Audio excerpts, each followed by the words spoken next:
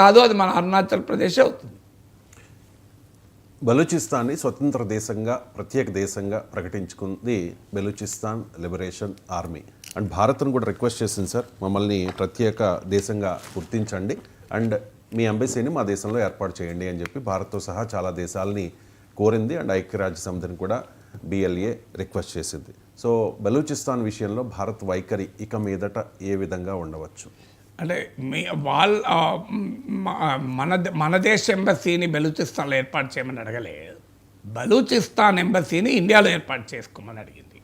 ఎందుకంటే మనం వెళ్ళి ఆడ ఏర్పాటు ఎట్లా చేస్తుంది, పాకిస్తాన్ ఆధీనంలో ఉంది కదా. బలూచిస్తాన్ అనే దేశం ఏర్పడలేదు. ఆ దేశం ఇప్పుడు మనం వెళ్ళి బలూచిస్తాన్లో పెట్టాలో రాయబార కార్యాలయం పెడితే పాకిస్తాన్ దేశంలో పెట్టినట్టు అవుతుంది. అది అడగలేదు వాళ్ళు. బెలూచ్ లిబరేషన్ ఆర్మీ అడిగింది ఏంటంటే భారతదేశంలో బెలూచిస్తాన్ ఎంబసీ పెట్టడానికి అవకాశం ఇవ్వండి అని. అంటే మీరు మాకు అధికారికంగా గుర్తించండి అని. ఈవెన్ యునైటెడ్ నేషన్స్ కూడా అడిగారు వాళ్ళు. సో కానీ ప్రాక్టికల్గా Balochistan is not an independent nation. Even మనకు వరల్డ్లో చాలా ఆసక్తికరంగా ఉంటుంది. ఇప్పుడు తైవాన్ ఉంది. తైవాన్ అనేది ఫర్ ఆల్ ప్రాక్టికల్ పర్పజెస్ ఒక సెపరేట్ దేశంగానే ఉంటుంది. ఆ దేశ ఫారిన్ పాలసీ ఉంటుంది, ఆ దేశానికి సొంత మిలిటరీ ఉంది, ఆ దేశంలో for all practical purposes it is separate nation. కానీ థియరిటికల్గా it is part of China. థియరిటికల్గా చైనా ఇప్పటికీ వన్ నేషన్గానే భావిస్తారు. సో దానికి హిస్టారికల్ నేపథ్యం ఉంది, చాలా పెద్ద హిస్టరీ. తైవాన్ హిస్టరీ ఏంటి, 1949లో ఏం జరిగింది. So People's Republic of China ఏర్పడ్డప్పుడు అప్పుడు అధికారంలో ఉన్న నియంత్రణ ప్రభుత్వము తైవాన్కు పారిపోయి రిపబ్లిక్ ఆఫ్ చైనా అని అక్కడ ప్రభుత్వం ఏర్పాటు చేయడం, ఇది చాలా పెద్ద హిస్టరీ. నా యూట్యూబ్లో ఒక డీటెయిల్డ్ వీడియో ఉంటుంది, తైవాన్ చరిత్ర అని, ½ వీడియో ఉంటుంది. దాంట్లో కంప్లీట్ హిస్టరీ చెప్పాను. సో ఇక్కడ మనకు ఇప్పటి వరకు ఈ కాంటెక్స్ట్కి ఉపయోగపడేది తైవాన్ అనేది ఆల్ ప్రాక్టికల్ పర్పజెస్ సెపరేట్ కంట్రీగానే ఉంటుంది.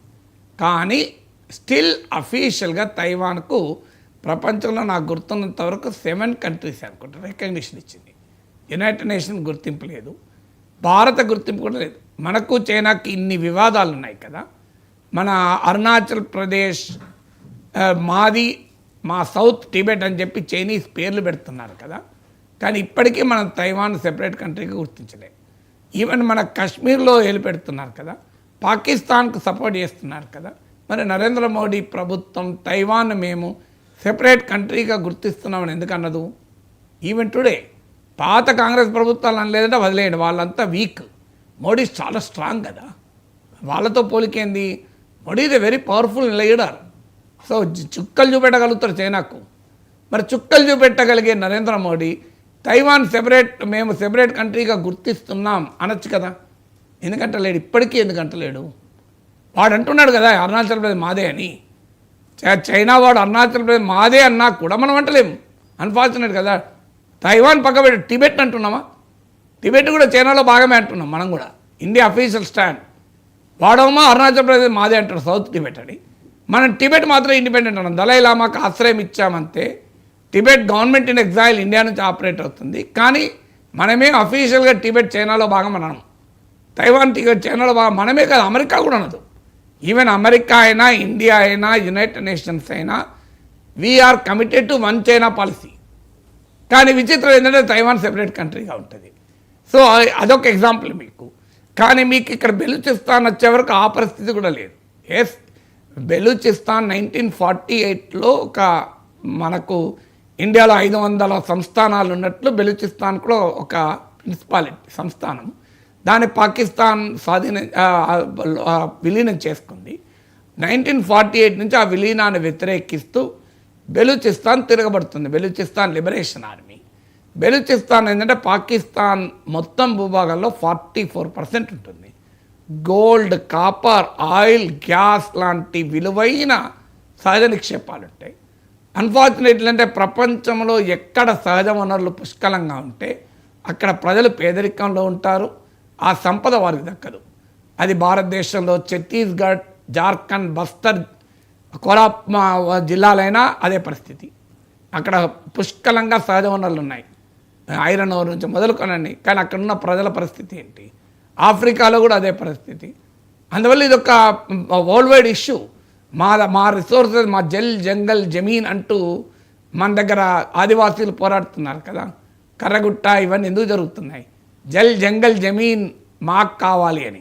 ఎందుకంటే అక్కడ రిసోర్సెస్ అన్నీ అక్కడే ఉంటాయి. అక్కడ ఉన్న ఆదివాసీ బిడ్డలకు దాని నుంచి ఫలితం ఏమీ ఉండదు. వాళ్ళకి మిగిలేది కాలుష్యము, నిర్వాసితులు కావడము, వాళ్ళకి ఏమీ మిగలదు. ఇది ఒక డెవలప్మెంటల్ ఇష్యూ, ఇది హ్యూమన్ రైట్స్ ఇష్యూ. బెలూచిస్తాన్లో కూడా సహజ వనరులు ఉన్నాయి. అయితే దానికి మన జార్ఖండ్, ఛత్తీస్గఢ్ పోలిక లేదు. జార్ఖండ్, ఛత్తీస్గఢ్ భారతదేశంలో అంతర్భాగము. ఎక్కడా ఎవరు కూడా క్వశ్చన్ చేయడం లేదు. ఇక్కడ క్వశ్చన్ చేస్తున్నదల్లా ఆదివాసులకు అక్కడి సంపదలో వాటా రావాలని మాత్రమే ఆడ ఉద్యమాలు జరుగుతున్నాయి, జంగల్ జమీన్ అని. కానీ బెలూచిస్తాన్లో అలా జరగడం లేదు. బెలూచిస్తాన్లో సహజ వనరులను పాకిస్తాన్ దోచుకుంటుంది. మమ్మల్ని ఒక కాలనీగా చూస్తున్నారు. ఇదొక మాది వలస ప్రాంతం అయింది. అసలు బెలూచిస్తాన్ విలీనం పాకిస్తాన్లో మేము అంగీకరించము అంటూ అక్కడ బెలూచ్ లిబరేషన్ ఆర్మీ పెద్ద ఎత్తున యుద్ధం చేస్తుంది. పాకిస్తాన్ ఎకనామిక్ ఆర్థిక ప్రగతిలో బెలూచిస్తాన్ స్థానం లేదు. పాకిస్తాన్ పొలిటికల్ లీడర్షిప్లో ఎక్కడా బెలూచులు ఉండరు.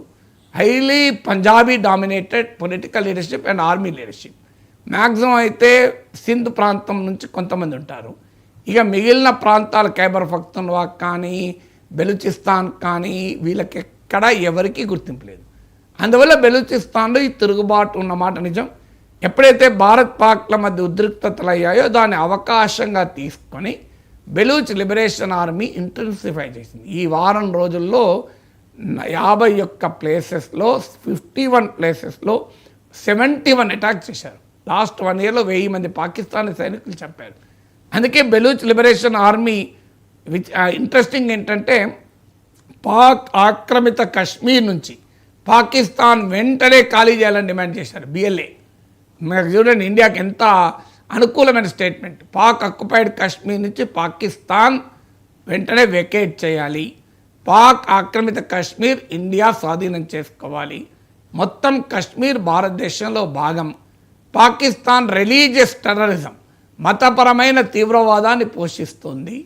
దీన్ని ప్రపంచం రిజెక్ట్ చేయాలి.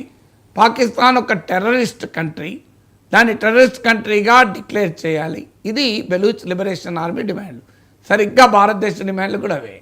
అందువల్లనే బెలూచ్ లిబరేషన్ ఆర్మీ వారు ఈ సమయాన్ని ఉపయోగించుకొని మమ్మల్ని గుర్తించండి, ఎంబసీ ఇవ్వండి, పాకిస్తాన్కు బుద్ధి చెప్పినట్లు అవుతారని. But that is a very major decision. డిప్లొమాటిక్గా చాలా పెద్ద డిసిషన్ అవుతుంది. అఫ్కోర్స్ ఒక వాదన ఎందుకు వస్తుందంటే మాట్లాడితే జగ్లర్ వేన్ కాశ్మీర్ మా జీవనాడి అంటూ పాకిస్తాన్ ఆర్మీ చీఫ్ కాశ్మీరీల విరోచిత పోరాటానికి మా మద్దతు ఉంటుంది, ఇండియన్ అక్యుపేషన్ ఆఫ్ కాశ్మీర్ అంటున్నాడు. సో మరి దానికి టిట్ ఫర్ టాట్ ఉండాలి కదా. పాక్ అక్యుపేషన్ ఆఫ్ బెలూచిస్తాన్ అని మనం ఎందుకు అనకూడదు అని ఆ సందర్భంలో ఎర్రకోట పైన రెడ్ ఫోర్ట్ నుంచి మాట్లాడుతూ ప్రైమ్ మినిస్టర్ బెలూచిస్తాన్ను ప్రస్తావించాడు కూడా. సో అందువల్ల ఈ హిస్టారికల్ కాంటెక్స్ట్లో Baloch liberation army India Pak టెన్షన్స్ను తనకు అనుకూలంగా మార్చుకోవాలని చూసింది. మన కాల్పుల విరమణ కొంత వాళ్ళని డిసప్పాయింట్ చేసిన మాట నిజమే. కానీ ఇండియా బహిరంగంగానైతే బెలూచిస్తాన్ డిమాండ్ని ఏమీ సమర్థించడం లేదు, ఓవర్ట్గా సమర్థించడం లేదు, కోవర్ట్గా సమర్థిస్తోంది. బెలూచ్ లిబరేషన్ ఆర్మీ చేసే దాడుల వెనకాల భారతదేశం ఉందని పాకిస్తాన్ ఆరోపణ. Nobody knows what is happening.